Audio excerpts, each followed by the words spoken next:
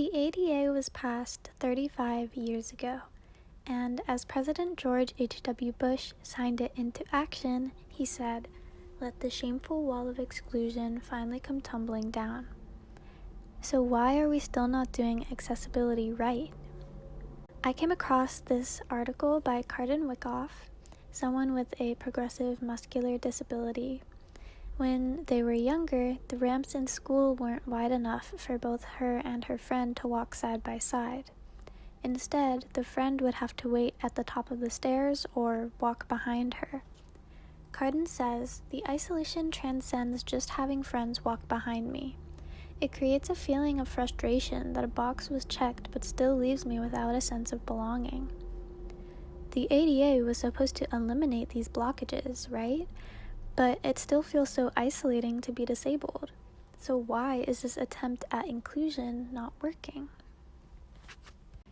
Every single one of us is likely to need some sort of accommodation at some time in our lives. We all use curb cuts. They're on every street, every sidewalk, but not many people know the history behind them. Disabled activists originally had to smash their own curb cuts into the streets with hammers and then lay asphalt into a ramp over the crushed curb. Despite this history, curb cuts are not seen as accessibility features. They're seen as expected features. Angela Glover Blackwell, author, activist, and attorney, explains that once curb cuts were implemented at a nationwide level, everybody found a use for them. Parents pushing strollers headed straight for curb cuts. So did workers pushing heavy carts, business travelers wheeling luggage, even runners and skateboarders. Blackwell coined this phenomenon as the curb cut effect. But of course, this effect also applies to ramps and elevators and many other public features. Blackwell also mentions a study of pedestrian behavior in Florida shopping malls, which found that 9 out of 10 unencumbered pedestrians go out of their way to use a curb cut. And this is because accessible design makes things accessible for everyone. Needs can change from person to person, but also from day to day. Crystal Lee, an assistant professor at MIT, writes in her blog that this was never about non-disabled people being empathetic and discovering the unintended rewards of thinking about accessibility. In fact, many people are not able to empathize with or even see the issues that disabled people face. The idea of what warrants even being an accommodation is never fully understood, especially, I've noticed, when it comes to critiquing products. An extremely common example of this that I see all the time is pre-prepared food. Now, I'm aware that the packaging trend of layers upon layers of plastic is not a good design feature. Prepackaged food in the state it's currently produced in is not typically environmentally healthy. But that does not take away from the access it gives people with a variety of struggles. How lazy do you have to be to buy the pre-cut fruit in the plastic containers at the grocery store? And just to mock the people, I think, that are actually going to buy this pre-cut fruit, they'll have the actual watermelons that are just like not cut right next to it, and it'll say like $3.99, okay? Just buy the full fruit, cut the fruit, and enjoy way more of it for way less. It's just, I mean, come on now. You're not that lazy. I know you're not. So don't do that. Don't buy this pre-cut fruit. This Quora post where somebody asked, "What are your thoughts on all these pre-cut bagged vegetables? Are they just for lazy people, or do they serve a better purpose?"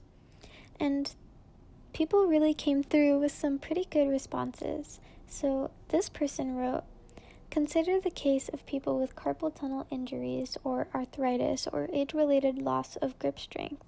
These prepared vegetables and fruits are a boon to them. Think about people who work more than one job. Prepared produce that can be tossed into a sauté, the microwave, a smoothie, or eaten raw is a boon for them." And she continues, "But I also like this response. They're for crazy busy people, not lazy people." And she lists a bunch of very real, very probably relatable experiences that people just never seem to consider. These online videos and comments highlight the general oblivion around products made with disabled people in mind. Prepackaged groceries make living on their own an easier possibility for Americans with physical, intellectual, and even mental disabilities. I know from experience that when you're struggling with mental health, it's so hard to get the motivation and feel good enough to actually make a proper meal. And not to mention single parents and healthcare workers with double shifts. Instead of shaming the people who are forced to use these products, shame the companies who produce the products without environmental or nutritional care. Using these are not lazy, they're necessary. Accommodations are not easily handed out. Activists have to fight for them, yet we all shamelessly benefit from the work that they put in. And of course, the solution is not to become shameful for using these accommodations, but to shift the narrative of these accommodations. Current design philosophies, like the curb cut effect I mentioned before, place the general population in a position of preference and, dare I say, power over the disabled population. It insinuates that there is no reason on their own merit to design with a disabled person in mind. Rather, that the only reason to justify designing an accommodation is if it can benefit non-disabled people too. Per-Olof Hedvall and Stina Eriksson discussed this in their research into inclusion. Based on our findings, we argue that inclusion is something of a paradox, where genuine efforts to promote social equity and empowerment simultaneously become yet another reification of power structures and marginalization. They argue that the uses of inclusion, as seen in the curb cut effect, can unintentionally and subconsciously reinforce exclusion and social norms. Inclusion enforces power structures and hierarchy by being something done to someone by someone. Per-Olof Hedvall also collaborated on a more recent paper which suggests a contemporary approach to accessibility design, and they call this approach non-clusion. The concept of non-clusion takes away the idea of designing to include people with disabilities.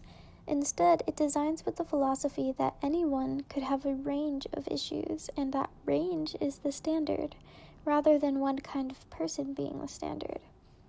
It considers human variance as an integrated part of the design process, which is essential when designing widely public spaces, especially considering that anyone can experience disability, like a broken leg from playing a sport, or mobility struggles recovering from a surgery. Let's use an example of a public restroom, something that the public notoriously hates to use. This post by Tumblr user A Little Revolution, which is run by a person with dwarfism, shares their own ideas for what would make public restrooms more accessible for little people. In particular, I want to talk about step stools and fully private stalls. Stalls that extend all the way to the floor would give more privacy and make using the restroom more comfortable for every single person I know. But if you think about it, these changes would be essential for smaller people, like little people, children, and maybe someone who's just extraordinarily short, where these people proportionate to the gap under the stall are a lot more exposed than someone else. People with paranoia or anxiety would really benefit from more privacy as well. Having step stools available for shorter people to use the sinks and the mirrors would also be very beneficial for people beyond just little people. I hope this doesn't come across the wrong way. I absolutely do not have the same or even nearly the same struggles as you do, but I am shorter than average, close to around 5 feet but a bit shorter, and I just found your blog and a lot of the disability accommodations you mentioned that could help little people feel like they would help me too. A Little Revolution replies, yes, in the disabled community this is known as universal design. A lot of access tools that help little people are beneficial for short-able folk as well. There's also lots of crossover with wheelchair users, If something helps you, use it. The more demand there is for an access tool, the more they're implemented, so hell yes to universal design. Even after the huge impact and standards set by the ADA and other government programs, many public environments are not upkept enough to properly maintain the accommodations. In fact, a lot of accommodations were never even implemented to start with. Non-inclusive design would standardize the accommodations, making accessibility accessible. With accessibility on the line, it's more important than ever to understand just how ingrained in society it is to separate the able-bodied from the disabled bodies. This is not just about comfort. Inaccessible buildings force disabled people into less opportunities. And it's kind of similar to how segregated housing or gentrified neighborhoods also put people of color at risk of less opportunities. When one group is attacked, everyone else is too. And as a society, now is the time to rally each other and understand when these subtle signs of bigotry are leading America back in time. I'd love to know what you guys think. So if you have any ideas or insight for public accessibility or design, please let me know in the comments. Bye-bye.